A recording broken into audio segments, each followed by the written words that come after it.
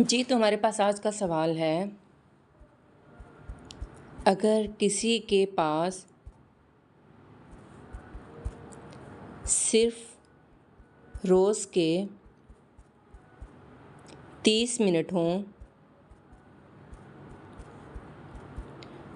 तो वो कौन-सी स्किल सीखे? ठीक है, सवाल है अगर किसी के पास सिर्फ़ रोज़ के 30 मिनट हैं, तो वो कौन-सी स्किल सीखे? तो अभी हम जवाब चेक करते हैं।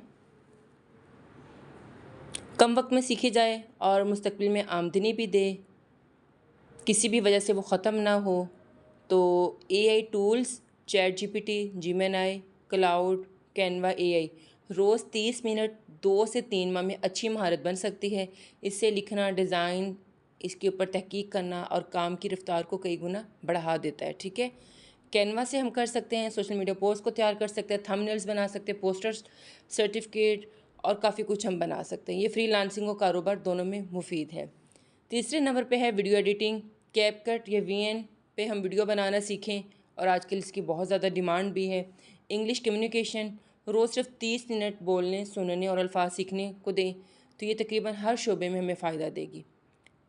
पाँचवें नंबर पे हमारे पास आ रहा है फेसबुक, इंस्टाग्राम, यूट्यूब और टिकटॉक पर मवाद को लोगों तक पहुंचाने का तरीका सीखें कि जो यहाँ पे लोग मौजूद हैं हम उन तक अपना मवाद या अपना डाटा किस तरीके से ट्रांसफ़र कर सकते हैं। कॉपी राइटिंग, ऐसी तहरीरें लिखना जो लोगों को ख़रीदने, रजिस्टर होने या क्लिक करने पर आमादा करे।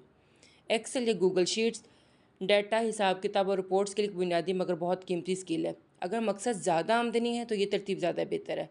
पहले एआई टूल्स को सीखा जाए, फिर वीडियो एडिटिंग सीखी जाए, फिर कैनवा, डिजिटल मार्केटिंग, इंग्लिश।